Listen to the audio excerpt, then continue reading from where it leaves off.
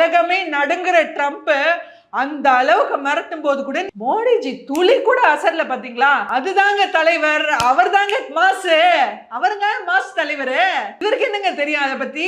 Trump என்ன செஞ்சா இந்த இந்தியாவால வாழ முடியாதா, நம்ம வாழ்ந்து காட்டுவோம்னு ஒரு சேலஞ்சா எடுத்து பண்ணாரு பாருங்க. அவர் தாங்க சரியான தலைவர். வெறும் இந்திய தலைவரும் இல்ல, உலக தலைவர். உலகத்திலே நம்பர் 1 டாப் தலைவர் நம்ம மோடிஜி தாங்க.